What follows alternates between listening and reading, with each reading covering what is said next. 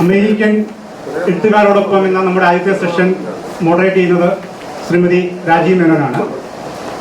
സഹവേദിയുടെ സഹസ്ഥാപകയും അതോടൊപ്പം തന്നെ വേദിയിലെ വിവിധങ്ങളായ സംഘടനകളിൽ വളരെക്കാലം പ്രവർത്തിക്കുകയും ചെയ്തിട്ടുള്ള ശ്രീമതി രാജീവ് മേനോൻ മികച്ച ഒരു സംഘാടക, കലാ, സാഹിത്യ, സാംസ്കാരിക പ്രവർത്തനങ്ങളിൽ ശ്രദ്ധേയമായ പാർട്ടിസിപ്പേഷൻ എന്നിങ്ങനെ പല പല രംഗങ്ങളിൽ വ്യക്തിമുദ്ര പതിപ്പിക്കുകയും പലരെയും ഇൻഫ്ലുവൻസ് ചെയ്യുകയും ചെയ്തിട്ടുണ്ട്. ഏറ്റവും എടുത്തു പറയേണ്ട ഒരു കാര്യം പുണ്യം എന്നൊരു ചാരിറ്റി സംഘടനയുടെ അമരക്കാരിയും ശ്രീമതി രാജീവ് മേനോനാണ്. കേരളത്തിലെ നിരവധി യാത്രകൾ അനുഭവിക്കുന്ന മനുഷ്യരുടെ ജീവിതങ്ങളെ, പ്രത്യേകിച്ച് കുട്ടികളുടെ കാഴ്ച പരിമിതിയുള്ള കുട്ടികൾ, അങ്ങനെ പല പല രീതികളിൽ ബുദ്ധിമുട്ട് അനുഭവിക്കുന്ന കുട്ടികളെയും നിരവധി ഫാമിലികളെയും അവരുടെ ജീവിതത്തെ മാറ്റിമറിക്കുന്നതിൽ പുണ്യം വളരെയധികം പങ്കുവച്ചിട്ടുണ്ട്. പ്രത്യേകം വളരെ സ്നേഹപൂർവ്വം ഞങ്ങൾ ഇതിനെപ്പറ്റി ഓർക്കുകയാണ് ശ്രീമതി രാജീവന്റെ കോൺട്രിബ്യൂഷൻ. വേദികൾ തളർത്തുമ്പോൾ എന്ന തന്റെ ആദ്യ കൃതിയിലൂടെ എഴുത്തിന്റെ ലോകത്തിലോട്ടും കാൽവെപ്പ് നടത്തിയിട്ടുണ്ട് കഴിഞ്ഞ വർഷം.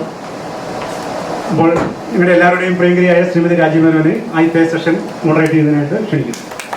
ഞാനിങ്ങനെ രാവിലെ തൊട്ട് എൻ്റെ മനസ്സിൽ ഇങ്ങനെ ഈ സുഗതകുമാരിയമ്മയുടെ ഒരു വരികളാണ്, എവിടെയോ കേട്ടതാണ്, സാറിന് അറിയായിരിക്കും. സമാന ഹൃദയർ പാടുന്നു, അത് ഏത്? നീ വാഴുന്നു സമാന ഹൃദയം നിനക്കായി പാടുന്നു. അത് സൈലന്റ് വാലി അതിലാണോ? അല്ല, അത് അദ്ദേഹം അവര് പട്ടാളത്തിൽ നിന്ന് പാകിസ്ഥാൻ വാറിന്റെ സമയത്ത് ഒരു ട്രെഞ്ചിലിരുന്നൊരു പട്ടാളക്കാരൻ സുഗതകുമാരിക്ക് എഴുതിയ ഒരു കത്തിൽ വളരെ കാര്യമായിട്ട് കവിതയെ പറ്റി എഴുതിയിരുന്നു. അപ്പോൾ അത് ഓർത്തിട്ട് ടീച്ചർ എഴുതിയൊരു കവിതയാണ് നീ വാഴുന്നു സമാന ഹൃദയം നിനക്കായി പാടുന്നേ. അപ്പൊ ഇപ്പൊ നമ്മൾ ഏരിയയിൽ ഇപ്പൊ സമാന ഹൃദയം ഒരുമിച്ച് കൂടി ഇന്നലത്തെ അനുഭവത്തിൽ നിന്നും ആ ഒരു വരികളാണ് ഇങ്ങനെ മനസ്സിൽ വന്നുകൊണ്ടിരുന്നത്.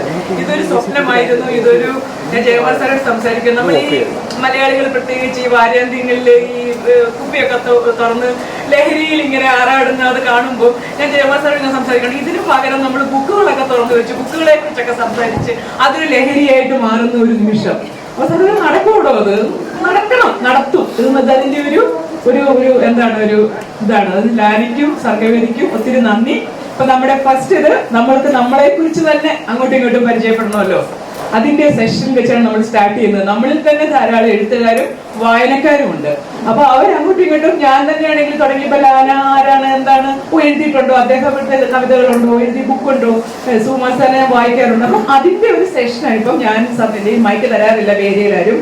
അപ്പം ഞാൻ എന്തായാലും അതിന് ഒരു സെറ്റ് ഓഫ് ആൾക്കാരുണ്ട്, ബുക്ക് എഴുതിയവരെയും അത് വായിച്ചവരെയും അതിനെക്കുറിച്ച് ചർച്ച ചെയ്യാനായിട്ട് ഈ സ്റ്റേജിലേക്ക് ക്ഷണിക്കുകയാണ്.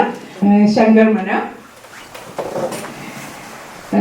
സാറിന്റെ ബുക്ക്, ശങ്കർ സാർ ലാന പ്രസിഡന്റ് ആണ്. ശങ്കർ സാറിന്റെ ബുക്ക് ഇൻട്രൊഡ്യൂസ് ചെയ്യുന്നത് Smitha please come. Then next is Sukumarji please come. സുകുമാർജിയുടെ ബുക്ക് ഇൻട്രൊഡ്യൂസ് ചെയ്യുന്നത് Bindu TG and M N ചേട്ടനാണ്. എം എൻ ചേട്ടന്റെ ബുക്ക് ഞാൻ പിന്നെ ശ്രീ ബിന്ദു ടിജിയാണ് writer. Shri is introducing the book. പിന്നെ തമ്പിച്ചേട്ടനാണ് റൈറ്റർ. തമ്പിച്ചേട്ടന്റെ ബുക്ക് ഞാൻ തന്നെ ഇൻട്രൊഡ്യൂസ് ചെയ്യുന്നത്. അപ്പൊ എഴുത്തുകാരും വായനക്കാരും ആസ്വാദകരും ആസ്വദിക്കാനായി ആഗ്രഹിക്കുന്നവരും എങ്ങനെ അതിനൊക്കെ ഒരു പരിശീലനം കളരിയാണെന്ന്, എങ്ങനെ ആസ്വദിക്കണം എന്ന് തൊട്ട് പിന്നെ ആസ്വാദകര്, പിന്നെ വായനക്കാര് എങ്ങനെ വായിക്കണം, പിന്നെ എഴുത്തുകാര്. നമുക്കിപ്പോൾ അവരുടെ ഒരു ഇതാണ്, നമ്മുടെ പ്രിയപ്പെട്ട എഴുത്തുകാരും അവരെ വായിച്ചവരും. നമുക്കപ്പം ആദ്യം വായിച്ചവരിൽ നിന്നും എഴുത്തുകാരെ കുറിച്ച് കേൾക്കാം. അപ്പൊ നമുക്ക് ലാന പ്രസിഡന്റ് ശങ്കർ മനയിൽ അല്ലെ, എന്തുകൊണ്ട് ഒരാൾ ലാന പ്രസിഡന്റ് ആയി എന്നൊക്കെ നമ്മുടെ മനസ്സിൽ ചിന്ത വരും. അപ്പം എത്രയോ ബുക്കുകൾ എഴുതിയിരിക്കുന്നു. ശങ്കറിനെ ഇൻട്രൊഡ്യൂസ് ചെയ്യുന്നത് സ്മിത.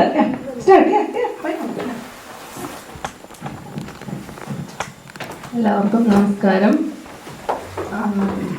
ശ്രീ ശങ്കർ മനയുടെ ബുക്ക് വായിച്ചിരുന്നു. അതിൽ 1-2 കഥകളെ കുറിച്ചാണ് എനിക്ക് പറയാനുള്ളത്. അപ്പോൾ ഒരു സാഹിത്യപരമായ ആ ഒരു ഡീപ്പായിട്ടുള്ള ഒരു ഇതിൽ പറയാൻ എനിക്ക് സാധിക്കുമെന്ന് തോന്നുന്നില്ല.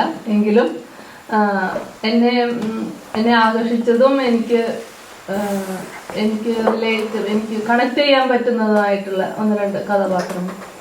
അപ്പോൾ അതിലൊന്ന് കൊടുക്കാക്കടം എന്ന കഥയാണ്. അതില്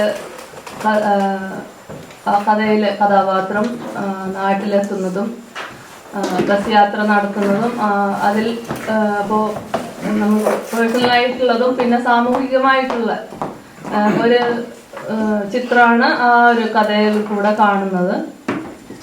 നമ്മളും 1-2 വർഷത്തിന് ഇടയിലൊക്കെയാണ് നാട്ടിൽ പോകാറുള്ളത് സാധാരണയായിട്ട്. പ്രത്യേകിച്ചും കുറച്ച് വർഷങ്ങൾക്ക് മുമ്പ്. ഇപ്പോൾ കൂടുതൽ കുറച്ചും കൂടി നമുക്ക് ഫ്രീക്വൻ്റ് ആയിട്ട് പോകാൻ പറ്റാറുണ്ട്. അപ്പോൾ ഓരോ തവണ പോകുമ്പോഴും നമ്മൾ ആ ഒരു കണക്റ്റിംഗ് ഡോട്ട്സ് അതാണ് എപ്പോഴും നോക്കുക. നമ്മൾ മുമ്പ് കണ്ട ആളുകൾ അല്ലെങ്കിൽ നമ്മൾക്ക് നമ്മളെ ഏറ്റവും അടുപ്പം തോന്നിയ ആളുകൾ, അപ്പോൾ അവരെ കണക്ട് ചെയ്യാൻ നോക്കുക, അവരെ കാണാൻ നോക്കുക. അവരോടുള്ള സ്നേഹം നമ്മൾ പുതുക്കും.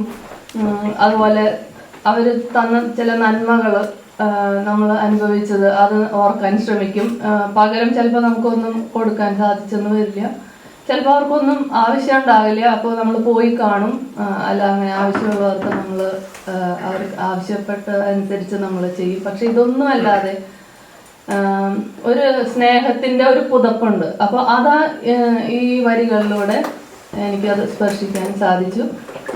അതുപോലെ തന്നെ ഈ കഥയിൽ പറയുന്നുണ്ട് ഒരു പുസ്തകം എഴുത്ത്.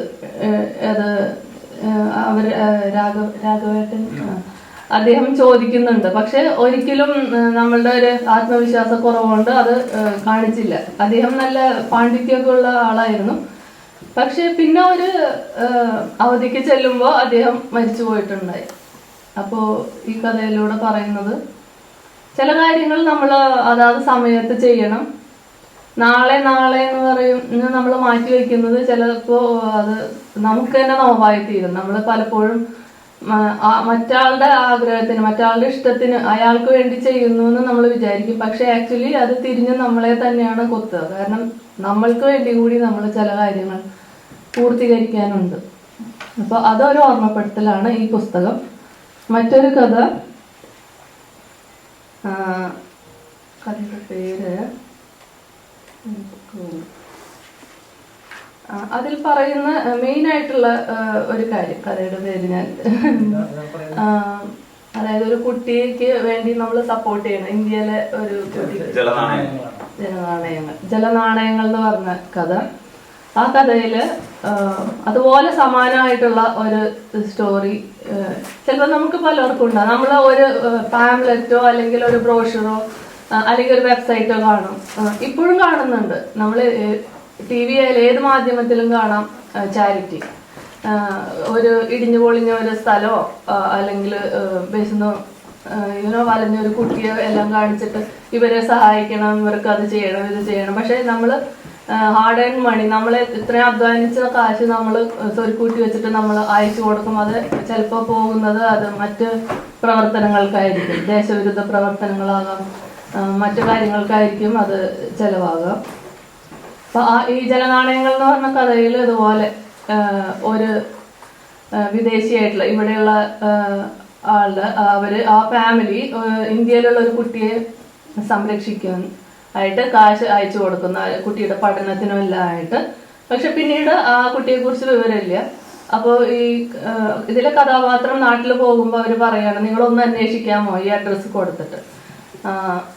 അപ്പോൾ അദ്ദേഹം പോയി അന്വേഷിക്കുമ്പോൾ അങ്ങനെ ഒരു സംഭവം തന്നെ ഇല്ല, അത് ഒരു സ്കാമാണ്. അപ്പോൾ ഇതേപോലെ തന്നെ ഞാൻ കോർഡിനേറ്ററായിട്ട് വർക്ക് ചെയ്യുമ്പോൾ ഞാൻ വിസിറ്റിനായിട്ട് ചൈൽഡ് കെയർ പോകും. അപ്പോൾ എന്നോട് ഞാൻ ഇന്ത്യയിൽ നിന്നാന്ന് പറഞ്ഞപ്പോൾ ഈ സ്പാനിഷാണ് ആ സ്ത്രീ. അവർ വളരെ എന്താ പറയുക സന്തോഷപൂർവ്വം അല്ലെങ്കിൽ ഞാനിത് ചെയ്യുന്നത് കണ്ടോ എന്ന് പറഞ്ഞിട്ട് ഇങ്ങനെ ഒരു പാംപ്ലെറ്റ് എടുത്ത് കാണിച്ചു. എന്നിട്ട് പറഞ്ഞു, ഞാൻ 6 വർഷമായിട്ട് 6-10 വർഷങ്ങളായിട്ട് ഞാൻ ഇതുപോലെയുള്ള കുട്ടികളെ സഹായിക്കുന്നുണ്ട് ഇന്ത്യ എന്നുള്ളതാണ്. ഓരോ വർഷവും ഈ കുട്ടിയുടെ പിക്ചേഴ്സ് അവർ അയച്ചു തരാറുണ്ട്. പിന്നെ ചില കത്തുകളൊക്കെ കാണിച്ചു തന്നു. അപ്പോൾ ഇംഗ്ലീഷിലൊക്കെ കുറച്ച് ബ്രോക്കൺ ആയിട്ടാണ്, എങ്കിലും തരക്കേടില്ലാത്ത രീതിയിലുള്ള ഭാഷയൊക്കെ ആയിട്ട്. അപ്പോൾ എൻ്റെ ഉള്ളിൽ ആദ്യം ഇവർ പിക്ചർ കാണിച്ചു തന്നപ്പോൾ തന്നെ എനിക്കൊരു ഒരു പേടിയാണ് ഉണ്ടായത്. ദൈവമേ, ഇത് ആർക്കാണ് ഈ കാശ് എവിടേക്കാണ് എത്തുന്നത് എന്നുള്ളത്. പിന്നെ ഇവർ വളരെ ഇൻട്രസ്റ്റോടുകൂടി ഇങ്ങനെ ഈ കുട്ടിയുടെ വേറെ പല ചിത്രങ്ങളും ഇതെല്ലാം കാണിച്ചു തന്നു. എങ്കിൽ പോലും എൻ്റെ ഉള്ളിൽ എനിക്ക് അല്പം ഭയത്തോടെയാണ്, എനിക്ക് സന്തോഷത്തേക്കാൾ കൂടുതൽ ഒരു ഭയമാണ് തോന്നിയത്. ചൈൽഡ് ട്രാഫിക്കിംഗ് ആണോ, എന്താണ് അവിടെ നടക്കുന്നത്, അല്ലെങ്കിൽ ഈ കുട്ടിയെ ദുരുപയോഗം ചെയ്യാണോ? ഇതുപോലെ എത്രയോ കുട്ടികൾ അവർക്ക് യാതൊരു വോയിസ് ഇല്ലാതെ എവിടെയെങ്കിലും അടയ്ക്കപ്പെട്ട സ്ഥലങ്ങളിലോ ഏതെങ്കിലും വീതികളിലോ ഉണ്ടാകും. അവരെവിടെയാണ് ചെന്നെത്താന്ന് അറിയില്ല. കാരണം ഇത് ഈ മണി ഈ കാശ് ഇങ്ങനെ കിട്ടിക്കൊണ്ടിരിക്കുമ്പോൾ നമ്മൾക്ക് ഒരു എന്താ പറയാ, അത് എവിടേക്കാണ് ചെന്നെത്താന്ന് അറിയില്ല. അപ്പൊ ഇതുപോലെ ഈ കഥയെ കൂടെ എനിക്ക് ഒത്തിരി റിലേറ്റബിൾ ആവാൻ തോന്നി. ഇതിനെ കുറിച്ചിട്ടുള്ള ചർച്ചകളും കൊണ്ടുവരേണ്ടതാണെന്നാണ് എനിക്ക് പറയാനുള്ളത്. Thank you.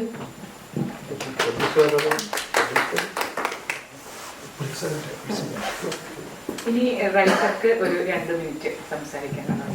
Thank you Smitha.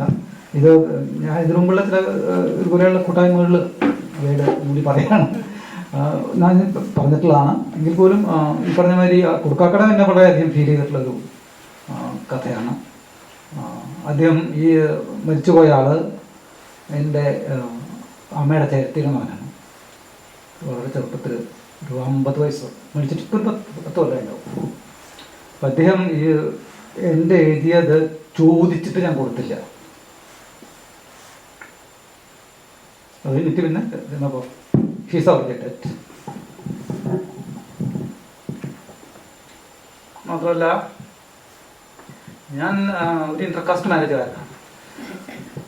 ഫാമിലിയിൽ ഏറ്റവും കൂടുതൽ എനിക്ക് സപ്പോർട്ട് ചെയ്തിട്ടുള്ളതാണ്. ഫീലായിരുന്നത് അതുകൊണ്ടാണ് ആ ഇതിന് ഇങ്ങനെ പേര് കൊടുക്കാനുള്ള കാരണം. അത് കഴിഞ്ഞിട്ട് അദ്ദേഹത്തിൻ്റെ അനിയനും അടുത്ത കാലത്ത് ഒരു സ്കൂട്ടർ ആക്സിഡന്റ് മരിച്ചു. അതായത് ഈ കഥ എഴുതിയ ശേഷമാണ് കേട്ടോ. അപ്പം നാട്ടിൽ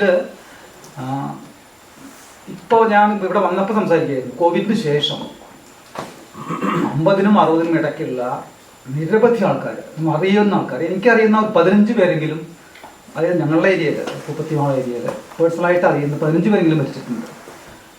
ചെറുപ്പത്തിൽ മരിക്കുക എന്നുള്ളൊരു ക്യാൻസർ ആവാം, ഭക്ഷണത്തിൻ്റെ ഉണ്ടാവുന്നതായിരിക്കാം. അപ്പം എന്തായാലും നാട്ടിലെ പൊതുസ്ഥിതി വളരെ വ്യത്യാസമുണ്ട്. എന്തായാലും ഇതിന് പറഞ്ഞതിലൂടെ നന്ദി. കഥകൾ എഴുതുന്നത് ഞാൻ ആകെ 7 കഥയുള്ളൂ. പിന്നെ മറ്റേ ഇതിൽ നമ്മുടെ നടപ്പാത ഒരു കഥ എഴുതിയിട്ടുണ്ട്. അങ്ങനെ 8-9 കഥകൾ എഴുതിയിട്ടുള്ളൂ. കഥ എഴുതുക എന്നുള്ളത് നേരത്തെ പറഞ്ഞ പോലെ വായന ഒരു പെയിൻ പോലെ തന്നെ കഥയും എഴുതുന്നതും ഒരു പെയിനാണ്. അതുകൊണ്ട് വളരെ കുറച്ച് എഴുതാറുള്ളൂ. എനിക്കിഷ്ടം ഈ പെയിൻ ഉള്ളതുകൊണ്ട് തന്നെ എനിക്കിഷ്ടം ലേഖനങ്ങൾ എഴുതാനാണ്. ലേഖനങ്ങളാകുമ്പോൾ പിന്നെ അതിൽ ഇമോഷൻ്റെ പ്രശ്നങ്ങളില്ല, വസ്തുതകളുടെയോ അല്ലെങ്കിൽ വസ്തുതകളുടെ വ്യാഖ്യാനങ്ങളുടെയോ പ്രശ്നമുള്ളൂ. അപ്പോൾ ഞാൻ അത് ആ ലേഖനങ്ങൾ 10-12 ലേഖനങ്ങൾ ഒരു ബുക്ക് ഈ കൊല്ലം ഇറക്കാൻ ഉദ്ദേശിക്കുന്നുണ്ട്. അതാണ് എളുപ്പവും. തീർച്ചയായും ഫിക്ഷൻ എഴുതുക വളരെ ബുദ്ധിമുട്ടുള്ള കാര്യമാണ് എന്നുള്ളത് ഞാൻ എൻ്റെ പേഴ്സണൽ അനുഭവത്തിൽ പറയുകയാണ്. അപ്പം ഞാൻ വളരെ കുറച്ച് എഴുതിയിട്ടുള്ളൂ. എന്തായാലും ഇതൊക്കെ വളരെ താങ്ക് യു. ഞാൻ ഒരു ചെറിയൊരു കാര്യം ഞാൻ അതൊന്ന് വായിക്കാൻ പറ്റുമോ നോക്കാം. സമയം ഉണ്ടാവുമല്ലോ അല്ലേ? 2 മിനിറ്റ് വരും. എനിക്ക് അടുത്തെന്ന് തോന്നിയൊരു കാര്യമാണ്. ഒരു മലയാള സാഹിത്യം വായിക്കാത്ത കഴിയാത്ത ഒരാളാണ്. എൻ്റെ ഇതേ പുസ്തകമല്ല, മറ്റേ പുസ്തകം വായിച്ചിട്ട്. അപ്പം ഇങ്ങനെ അത് അങ്ങനെ ഉണ്ടെന്ന് പറയാണ് ആൾക്കാർ. വായനക്കാർ കുറവാണെങ്കിലും സീരിയസ് ആയിട്ട് വായിക്കുന്ന ആൾക്കാരുണ്ട്. അപ്പോൾ അദ്ദേഹം വായിച്ചൊരു ഇതാണ്, മലയാളം വായിക്കാറില്ല, മലയാളം ഭയങ്കര ബുദ്ധിമുട്ടി വായിക്കുന്ന ഒരാളാണ്. ആൾ എനിക്ക് അയച്ച ഒരു 2 മാസം മുമ്പ് മറ്റേ വഴിയമ്പലം എന്ന് പറഞ്ഞ നോവൽ വായിച്ചിട്ട് എനിക്ക് എഴുതിയത് ഇതൊക്കെ ഉള്ളൂ നമ്മുടെ ജീവിതത്തിൽ എന്ന് വേണമെങ്കിൽ പറയാം. അപ്പോൾ വഴിയമ്പലത്തെക്കുറിച്ച് അദ്ദേഹം ഇംഗ്ലീഷിൽ എഴുതിയിട്ടുള്ളതാണ്. അയാൾക്ക് മലയാളം വായിക്കാൻ അറിയില്ല. അയാളെ ഭാര്യ വായിച്ചു കൊടുത്തിട്ട് അത് വായിച്ചത്. Story of 3 college friends based on Kerala, ripe in politics, and very short.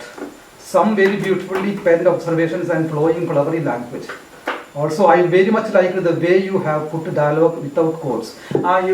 മറ്റേ നേരത്തെ പറഞ്ഞ ഏറ്റവും ഇഷ്ടപ്പെട്ട ഒരു എഴുത്തുകാരനാണ് ഉളിസസ് എഴുതിയ ജോയ്സ്.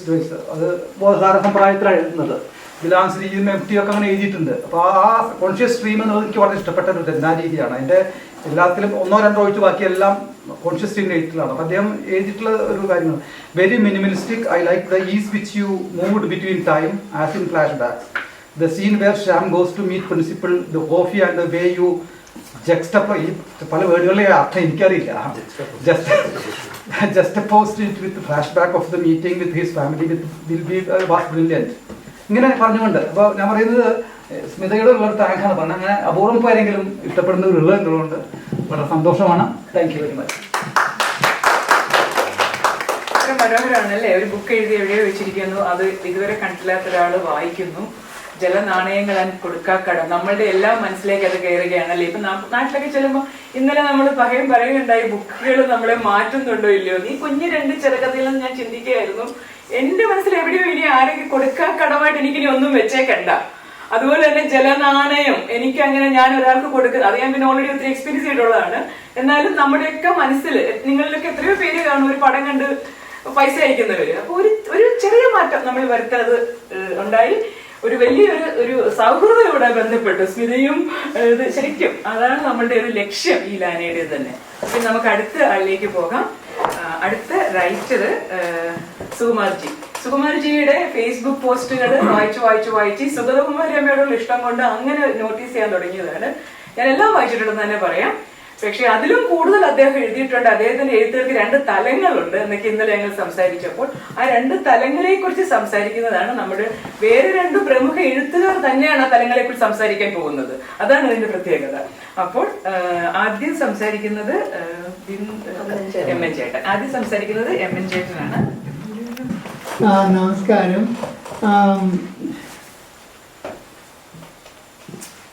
സുകുമാർജി നമ്മളെല്ലാം നന്നാക്കാൻ തന്നെ കരുതിക്കൂട്ടി ഇറങ്ങിയിരിക്കുകയാണ്. ഈ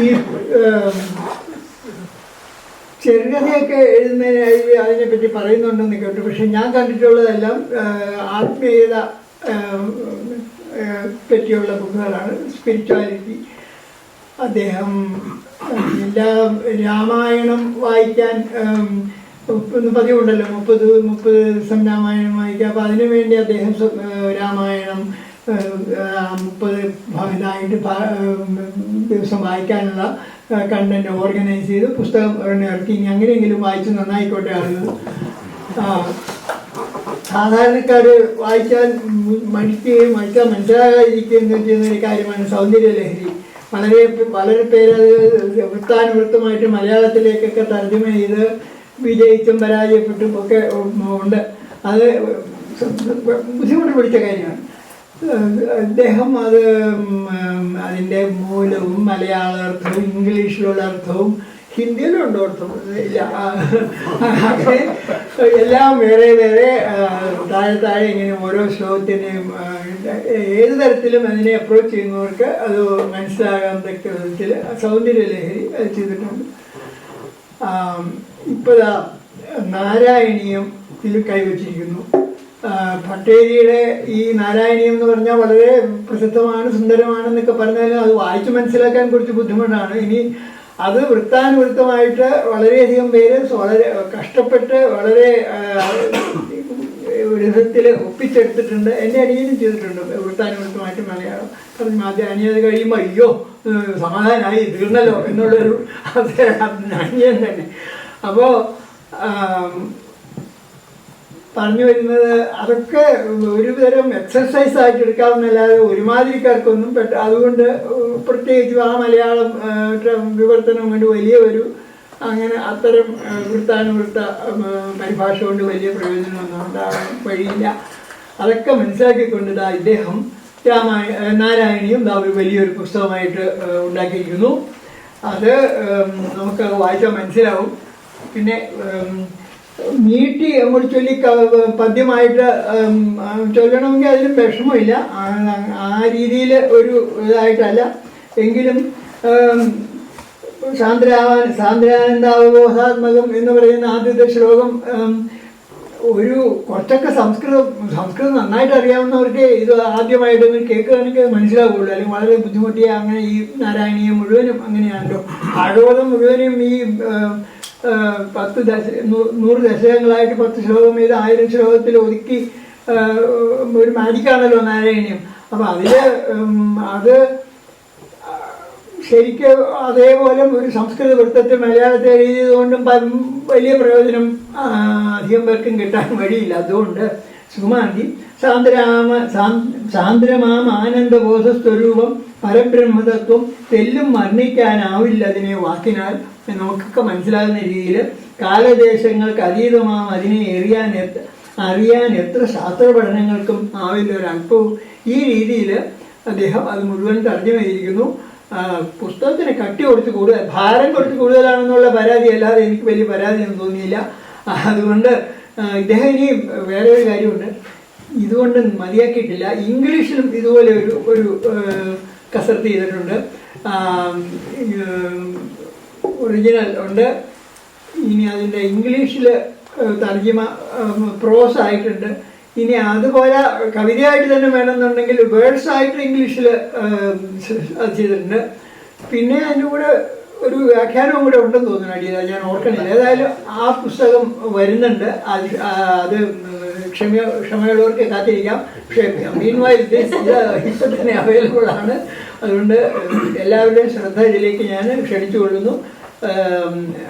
ഞാൻ പറഞ്ഞില്ലേ, നമ്മളെയൊക്കെ നന്നാക്കി എടുത്തേ അടങ്ങുള്ളൂ.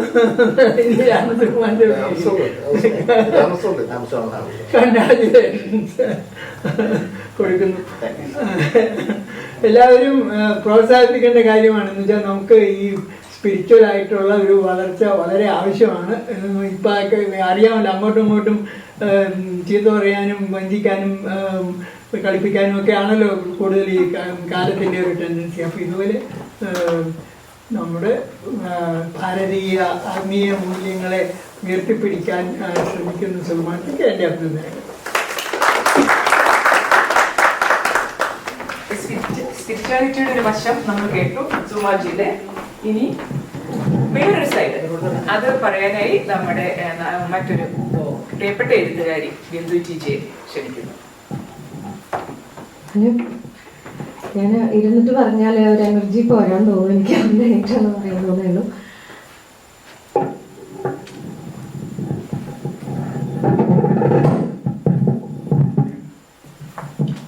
ഏതായാലും സുകുമാർജിയുടെ രചനകൾ വായിക്കുമ്പോൾ എനിക്കിത് തന്നെ തോന്നാറുണ്ട്, മനുഷ്യനെ നന്നാക്കി അടങ്ങും എന്നുള്ള തരത്തിലാണല്ലോ എന്ന്. അപ്പൊ എനിക്കൊരു സന്തോഷം തോന്നിയത്, ഇത് എൻ്റെ പ്രശ്നമല്ല, ഇത് എല്ലാവർക്കും തോന്നുന്നുണ്ട് എന്നുള്ളതിൽ ഒരു സന്തോഷം.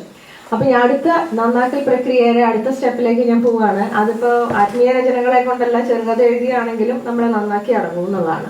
അപ്പൊ ഞാൻ 2 ചെറുകഥകളാണ് പറയുന്നത്. ഒന്ന്, ആദ്യത്തെ ചെറുകഥയുടെ പേര് ഹരിശ്ചന്ദ്ര ഘാട്ട് എന്നുള്ളതാണ്. അപ്പൊ അതിനെക്കുറിച്ച് എനിക്ക് എഴുതാനായിട്ട് കുറച്ച് സാധിച്ചു, അതുകൊണ്ട് ഞാൻ എഴുതി. അടുത്തൊരു ചെറുകഥ പറയാൻ പോകുന്നത് പുത്രകാമേഷ്ടിയാണ്. അത് എഴുതി വന്നപ്പോ പുത്രികാമേഷ്ടിയാണ്. അതിനെക്കുറിച്ച് എഴുതി വന്നപ്പോ അതങ്ങ് ശിഥിലമായി പോവാണ്. അപ്പൊ ഞാൻ വിചാരിച്ചു വേണ്ട, എനിക്ക് തോന്നുന്നത് പറഞ്ഞാൽ മതി എന്ന് ഓർത്ത് എഴുത്തവിടെ നിർത്തി. അപ്പൊ ആദ്യം ഞാൻ ഹരിശ്ചന്ദ്രഘാട്ടിനെ പറ്റി ഒന്ന് സൂചിപ്പിക്കാം. പേര് സൂചിപ്പിക്കുന്നത് പോലെ തന്നെ ഹരിശ്ചന്ദ്ര കഥ തന്നെ എന്ന് ഞാൻ വായിക്കുന്നു. ഞാൻ മറന്നുപോയ ചില ഭാരതീയ നന്മചിന്തകൾ, ശാന്തി മന്ത്രങ്ങൾ എല്ലാം എന്നെ ഓർമ്മിപ്പിച്ച നന്മ നിറഞ്ഞ കഥ എന്ന് ഞാൻ സുകുമാർജിയുടെ കഥയെ വിശേഷിപ്പിക്കട്ടെ. കുമാർ വർമ്മയും ഭാര്യ മാലതിയും വാരണാസിയിൽ തീർത്ഥാടനത്തിലാണ്. അവിടെ അവരുടെ സാരഥിയായ സാധുവായ ഓട്ടോ ഡ്രൈവർക്ക് അവരുടെ 1 ലക്ഷം രൂപയോളം വില വരുന്ന വസ്തുക്കൾ തന്റെ ഓട്ടോയിൽ നിന്ന് എളുപ്പത്തിൽ അപഹരിക്കാൻ പ്രലോഭനമുണ്ടാകുന്നു. അത്തരം നീചകർമ്മങ്ങളിൽ നിന്നും സ്വമേധയാ ഒരു ഉൾവിളി ഉണ്ടാകുന്ന പോലെ പിന്തിരിയുകയാണ് അയാൾ. പിന്നീട് കുമാർ വർമ്മയോട് തെറ്റ് ഏറ്റുപറയുന്നു. പാവങ്ങളിലെ ബിഷപ്പിനെ ഓർമ്മിപ്പിക്കുന്ന തീർത്ഥാടകൻ കുമാരവർമ്മ താൻ എന്തുകൊണ്ട് ആ വെള്ളിപ്പാത്രങ്ങൾ കൂടി കൊണ്ടുപോയില്ല എന്ന് ഈ ഓട്ടോക്കാരനോട് ചോദിക്കുകയാണ്. അതായത് ഓട്ടോക്കാരൻ ഈ 1 ലക്ഷം രൂപ വരുന്ന സംഗതി, ഇതിൽ നിന്ന് ഇവരുടെ അവരെ ഷോപ്പ് ചെയ്ത കുറച്ച് സാധനങ്ങൾ ഓട്ടോയിൽ ഇരിക്കുകയാണ്. അപ്പൊ ഈ ഓട്ടോക്കാരൻ ഇത് കൊണ്ടുപോകണമെന്ന് തോന്നിയിട്ട് കുറച്ചു നേരം കഴിയുമ്പോൾ അയാൾക്ക് മനസ്സ് മാറി തിരിച്ചു വന്ന് കുമാർജിയുടെ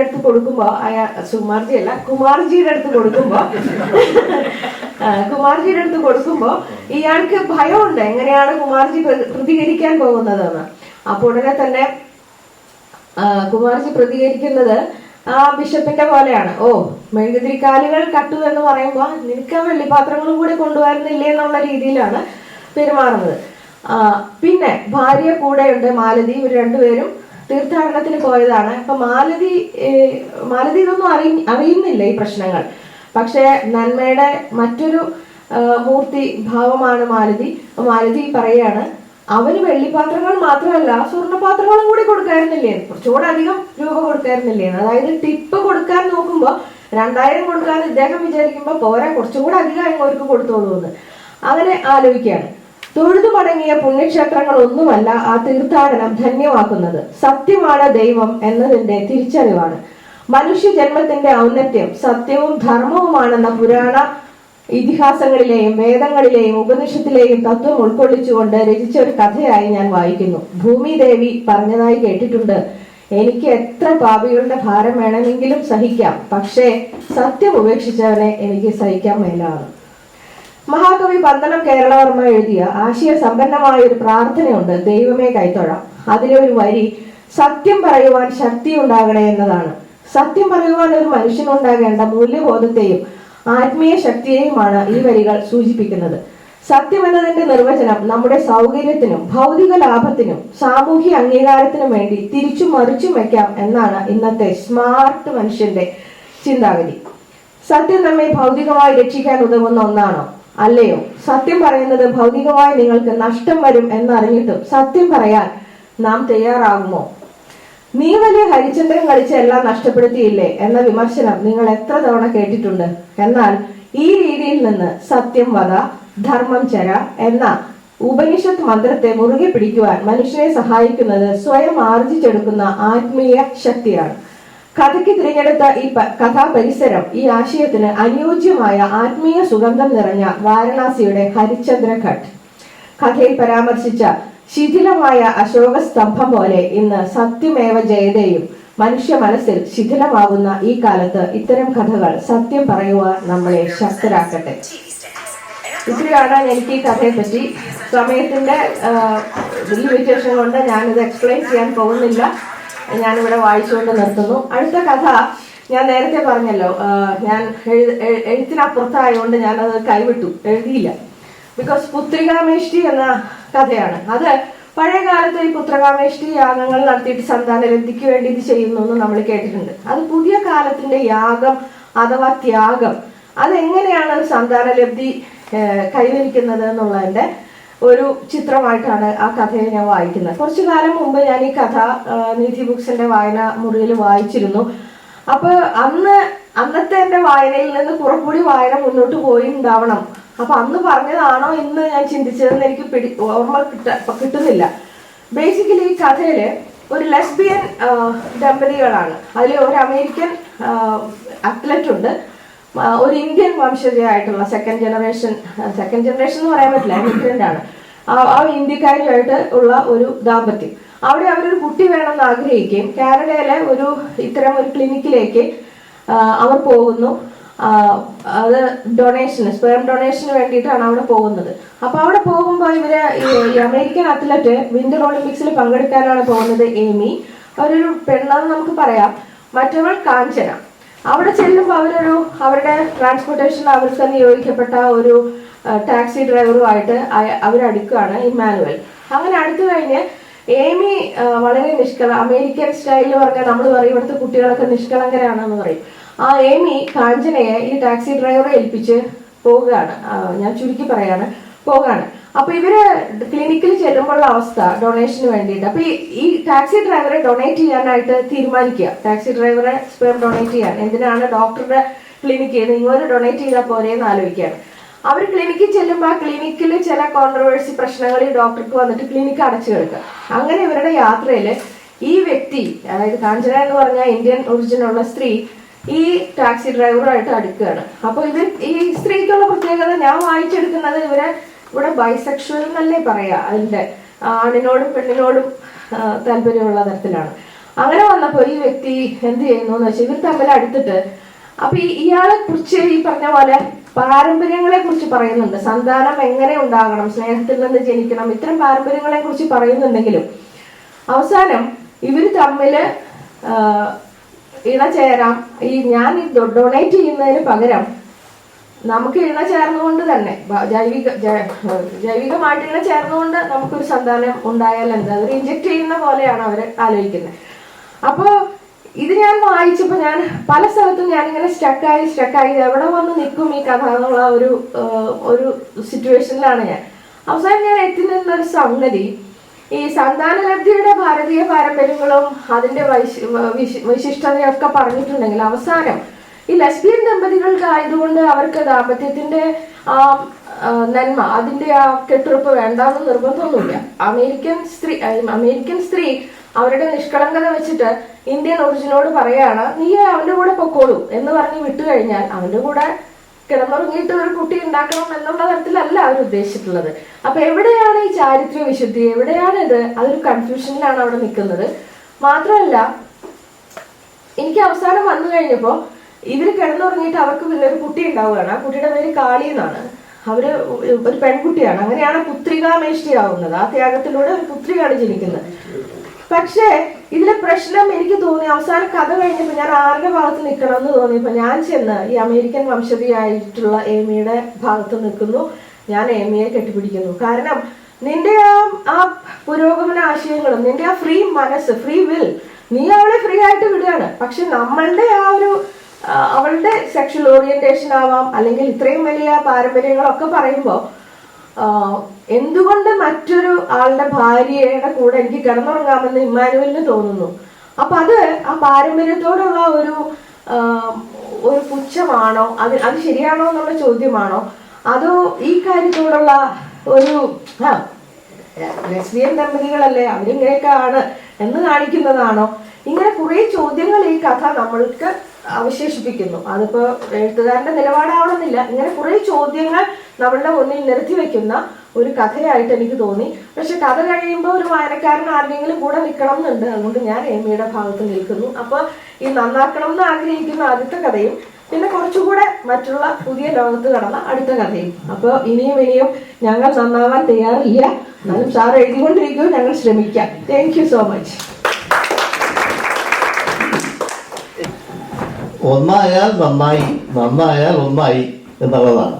ഈ ആരും നന്നാക്കാൻ വേണ്ടിയിട്ട് ചെയ്യുന്ന ഒരു പണിയല്ല.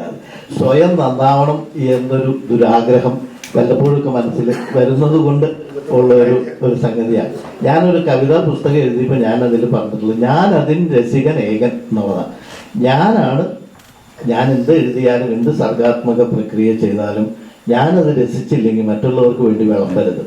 അപ്പോൾ ഞാനാണത് രസിക്കുന്നത്. ഞാൻ രസിച്ചു എന്ന് എനിക്ക് സംതൃപ്തിയായാൽ ഞാൻ ഹാപ്പിയായി. മറ്റുള്ളവർ വായിച്ചാൽ നന്ന്, വായിച്ചില്ലെങ്കിലും ഒരു വിഷമമില്ല എന്നുള്ള ഒരു ഓപ്പൺ ചിന്താഗതിയാണ്. അപ്പോൾ അതുകൊണ്ട് ആരും നന്നാക്കുക എന്നുള്ള മനഃപൂർവ്വ ഉദ്ദേശമൊന്നുമില്ല.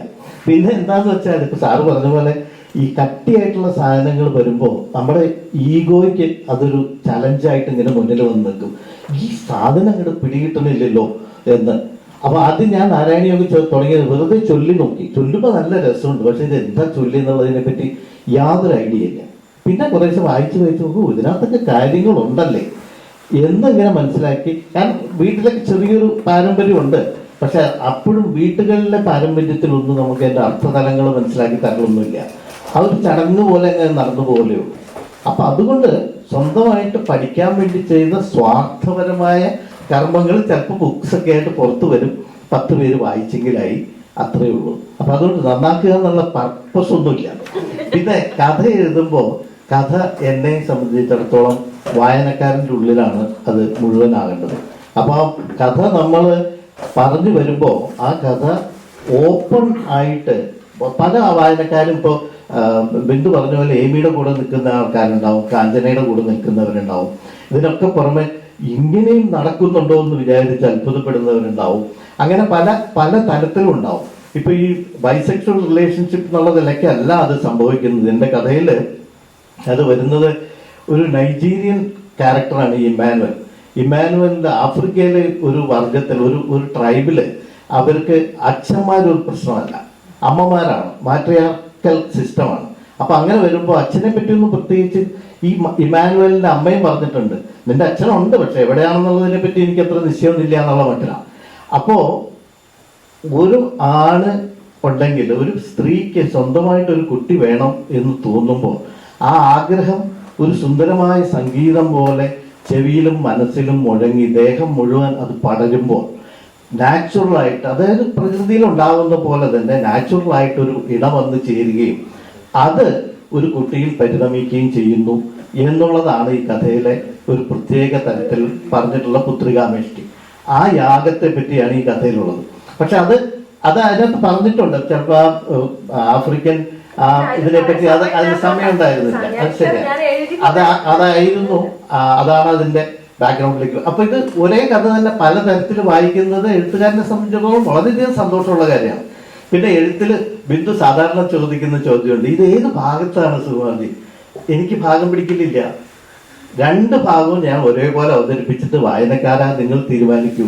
ഞാൻ 2 രസിച്ചിട്ടുണ്ട്, അത്രേ ഉള്ളൂ. ഞാനതിൽ രസികൻ ഏകൻ. Thank you.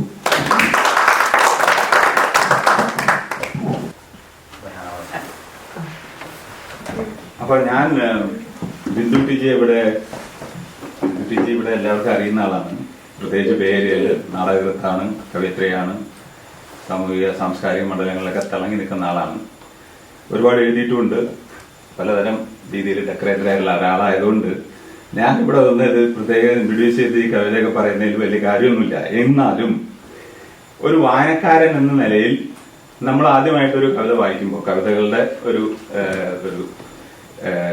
കൂട്ടം വായിക്കുമ്പോൾ എന്ത് നമ്മൾ മനസ്സിൽ തെളിയുന്നു എന്നുള്ളതാണ് ഞാൻ പ്രതിപാദിക്കാൻ പോകുന്നത്. ഇപ്പോൾ കഥയാകുമ്പോൾ നമുക്ക് ചുരുക്കി പറയാം, കവിതയാകുമ്പോൾ ചുരുക്കി പറയാൻ പറ്റില്ല. കവിതയുടെ ഭംഗി തന്നെ കവിതയിലാണ്. അപ്പൊ ഞാനൊരു കവിത വായിക്കാം. ഇത് താങ്ക്ഫുള്ളി ഈ കവിതകളെല്ലാം ഭയങ്കര ഷോർട്ടാണ്. അതായത് ആ കവിതയുടെ ഒരു ഭംഗി കാച്ചി കുറുക്കി അത് വരുന്നതിലാണ്. ദീർഘമായിട്ട് പറഞ്ഞ് നമ്മുടെ ശ്രദ്ധയെ തിരിക്കുന്നതിലല്ല കവിതയിൽ ശ്രദ്ധിച്ചിട്ടുള്ളത്, കാച്ചിക്കുരുക്കി പറയുന്നത്. അപ്പൊ ഞാൻ അതിലൊരു കവിത വായിക്കാം. ഇതിൽ കൂടുതൽ നല്ല രീതിയിൽ നിങ്ങൾ പറയാൻ പറ്റുമെങ്കിൽ ബിന്ദുവിനെ പറയാം. ഇതിൽ ആൺവായന എന്ന് പറഞ്ഞൊരു കവിതയുണ്ട്. പെണ്ണിന്റെ മീൻമണമുള്ള കവിതകളിൽ എനിക്ക് പ്രതീക്ഷയുണ്ട്. വരാനിരിക്കുന്ന കാലത്തും അവൾ മീൻ വെട്ടാൻ മറക്കില്ല. എന്റെ ചോറൂണ് ഭദ്രം. വളഞ്ഞു പിരിയുന്ന ബ്രായിൽ അവൾ വീർപ്പ് മുട്ടുമ്പോൾ എനിക്ക് പ്രതീക്ഷയുണ്ട്. പൂച്ചക്കണ്ണുള്ള തടിച്ച തണ്ണീർക്കുടങ്ങൾ ഈ രാത്രിയും എനിക്ക് സ്വന്തം. സിൽവിയ പ്ലാത്തും വിർജീനിയ വുൾഫും അവളുടെ വായനാമുറികൾ അലങ്കരിക്കുമ്പോൾ എനിക്ക് പ്രതീക്ഷയുണ്ട്. അവൾ അലയാൻ തുടങ്ങുന്നതേയുള്ളൂ, സ്വന്തമായി ഒരു മുറി തേടി. ഒരു ഫിനോമിനൽ വുമൺ ആകാൻ ഇനിയും കാത്തിരിക്കണം 100 വർഷങ്ങൾ. അവൾ ആകാശം കണ്ടാൽ, മഴവില്ല് തൊട്ടാൽ എനിക്ക് ഭയം. ബുദ്ധൻ, ക്രിസ്തു, യതി, ഓഷോ ഇവരെല്ലാം എന്നും ഞങ്ങളാകുന്നതല്ലേ ശരി? അതുകൊണ്ട് പെണ്ണെ, നിമ്നോന്നതങ്ങൾ നിറഞ്ഞ നിന്റെ എഴുത്തിനെ എന്റെ വായന കൊണ്ട് ഞാൻ ആലിംഗനം ചെയ്യും. ഇത്രയുള്ളൂ കവിത. അപ്പൊ ഈ കവിതയില് നമുക്കിപ്പോ ഇത് കേട്ടപ്പോ എല്ലാവർക്കും മനസ്സിലായി കാണുമല്ലോ, ശക്തമായ ഒരു സ്ത്രീപക്ഷത്തു നിന്നാണ് കവിത്രി പറയുന്നത്. അതായത് നമ്മൾ ഈ കാലത്തും ഇതിനെന്ത് പ്രസക്തി ഉണ്ട് എന്നുള്ള ഒരു ചോദ്യങ്ങളൊക്കെ വരാം. ഒരുപാട് രീതിയിൽ ഈ ലിംഗപരമായിട്ടുള്ള ഈക്വാളിറ്റി ഒക്കെ വരുന്ന ഒരു സമയമാണ്. എന്നാലും നമ്മളുടെ ഈ ഈക്വാലിറ്റി ഇതിൽ ആനിമൽ ഫാമിൽ ഓർവെൽ പറയുന്നുണ്ട്, all are equal, some are more equal than others എന്ന് പറഞ്ഞു കഴിഞ്ഞാൽ, ഈ സമത്വം പറയുമ്പോഴും നമ്മളൊരു ലക്ഷണരേഖ വരച്ചിട്ടാണ് ഈ സമത്വം പറയുന്നത്. ഒരു പരിധിയിലധികം നമ്മൾ പോകുമ്പോൾ ആദ്യം കുഴപ്പമില്ല, ഈ ഒരു പരിധിക്കുള്ളിൽ നിൽക്കുകയാണെങ്കിൽ എനിക്കത് ഉൾക്കൊള്ളാനുള്ള പൗരുഷമൊക്കെ എനിക്കുണ്ട്. അത് കടക്കുമ്പോഴാണ് എന്റെ ഒപ്പം എത്താൻ തുടങ്ങിയോ എന്നുള്ള ചെറിയൊരു ഭയം. ആ ഒരു പുരുഷ കേന്ദ്രീയമായിട്ടുള്ള ആ ഒരു ചിന്താധാരയെന്നാണ് കവിത്രി ഇത് പറയുന്നത്. ആൺകോയ്മയുടെ ആ ഒരു കാപട്യം അത് തുറന്നു കാണിക്കാൻ ഈ കവിതയിൽ വളരെ പ്രകടമായിട്ട്, അതിൽ കൂടുതൽ ഇന്റർപ്രിട്ടേഷൻ എന്ന ആവശ്യമില്ല. പിന്നെ ഇതില് ആനുഷികമായിട്ട് ഞാൻ പറയാണ്, ഇതില് കുറച്ച് റെഫറൻസ് വന്നിട്ടുണ്ട്, സിൽവിയ പ്ലാത്തും വിർജീനിയ വുൾഫും. അപ്പൊ അത് സാഹിത്യത്തിൽ ഒരു ഉപകരണമാണ്. കവിത ഒരു കൃതിക്കുള്ളിൽ വേറൊരു കൃതി പറയാനുള്ളത്. അത് നമുക്ക് ഏത് രീതിയിൽ വേണമെങ്കിലും നമുക്ക് അതിനെ ഉപയോഗിക്കാം. ഒന്ന് വെറുതെ വായിച്ചു പോവാം, അല്ലെങ്കിൽ അത് ആ റെഫറൻസ് കൊണ്ട് എന്തായിരിക്കും കവിത്രി അവിടെ ഉദ്ദേശിച്ചത് അത് ഞാനൊന്ന് പറയാം. ഇതില് 2 കാര്യങ്ങളാണുള്ളത്. ഒന്ന്, ഈ ഫിനോമിനൽ വുമൺ എന്നുള്ള ഒരു റെഫറൻസ് ഉണ്ട്. അത് മായ ആഞ്ചലോവിന്റെ പ്രസിദ്ധമായിട്ടുള്ള ഒരു കവിതയാണ്. അത് പ്രധാനമായിട്ടും അവർ പറയുന്നത് എന്താണെന്ന് വെച്ച് കഴിഞ്ഞാൽ ഒരു സെലിബ്രേഷൻ ഓഫ് സെൽഫ് ആക്സെപ്റ്റൻസ്, സ്ത്രീ ശാക്തീകരണത്തിന്റെ, അതായത് ഞാൻ തന്നെ വിചാരിക്കുകയാണ് ഇതാണ് ഞാൻ എന്നെ തന്നെ ഡിഫൈൻ ചെയ്യാണ്, എനിക്ക് വേറൊരാളുടെ നിർവചനത്തിന്റെ ആവശ്യമില്ല. It is the fire in my eyes, the flash of my teeth, the swing in my waist, the joy in my feet. It is the arch of my back, the sun of my smile, the ride of my breast, the grace of my style. I am woman. ശക്തമായിട്ടുള്ള കവിതയാണ്.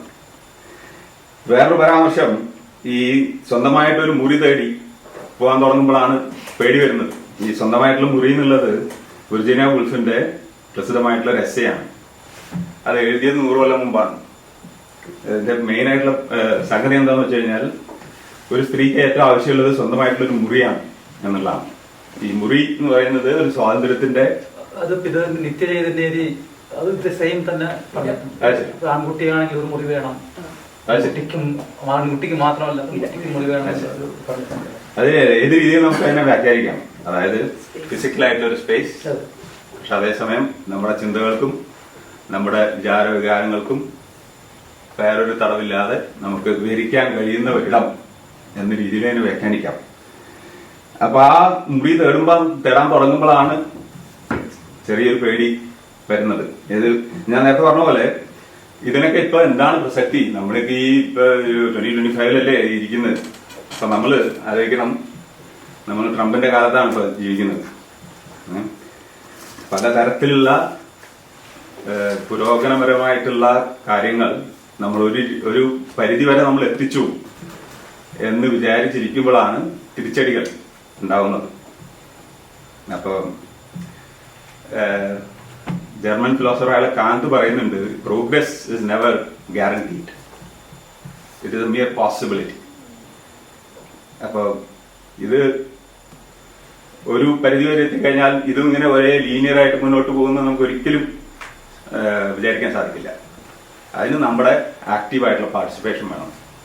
അതിന് നമ്മൾ സദാ ജാഗരൂകരായിരിക്കണം. അതാണ് ഒരു കവിത. ഇനി ഒരു കവിതയും കൂടി പറഞ്ഞിട്ട് ഞാൻ നിർത്താം, അല്ലെങ്കിൽ ഒരു പഠിക്കും. ഇതിന് കോൺട്രാസ്റ്റ് ആയിട്ട് വേറൊരു കവിതയുണ്ട്, അതായത് പെൺ കവിത. അതിനെപ്പറ്റി ഞാൻ പറയാം. കവിത വായിക്കാൻ ഞാൻ കവിത ചൊല്ലാം. പത്രാധിപർ വിളിച്ചു, ഇറങ്ങാൻ പോകുന്ന പെൺബന്ധുവിലേക്ക് ഒരു കവിത വേണം. ആദ്യ വരി കുറിക്കുമ്പോൾ സ്വർഗത്തിൽ നിന്ന് നക്ഷത്രങ്ങൾ ഭൂമിയിലേക്ക് ചിതറി വീണു. രണ്ടാം വരി മനസ്സിലൂറിയപ്പോൾ കാട് പച്ചപ്പനെടുത്ത് നാട്ടിലേക്ക് നടന്നു വരുന്നു. മൂന്നാം വരി എഴുതിയപ്പോൾ പാറ പിളർന്ന് ജലം പരന്നൊഴുകി. ഒരു തെളിനീർ തടാകം ഉരുവം കൊള്ളുന്നു. നാലാമത്തെ വരി എഴുതും മുമ്പ് അയാൾ വെറുതെ ജാലകം ചാരി നിന്ന് പുറത്തേക്ക് നോക്കി. ചന്ദ്രിക 1000 ചന്ദ്രക്കലകളായി ആകാശത്ത് നൃത്തം ചെയ്യുന്ന അപൂർവ ദൃശ്യം. ആമ്പൽപ്പൂക്കൾ ഇതളുകളായി തെറിച്ചു വീണ് ഒരു തടാകം നിറയുകയാണെന്ന് അയാൾക്ക് തോന്നി.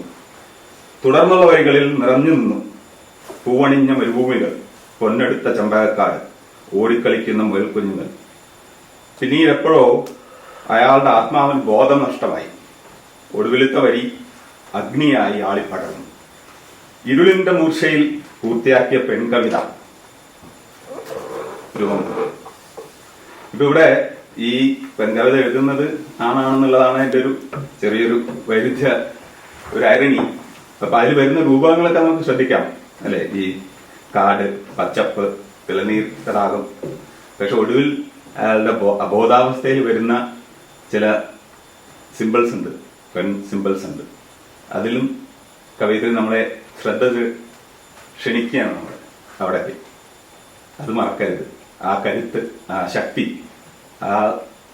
ആ സാന്നിധ്യം, സ്ത്രീ സാന്നിധ്യം, അതാണ് അതിലൂടെ ഉദ്ദേശിക്കുന്നത്. ഇനി ഞാൻ എഴുതി വെച്ചിട്ടുണ്ട് ഇത്ര സമയത്തിന്റെ.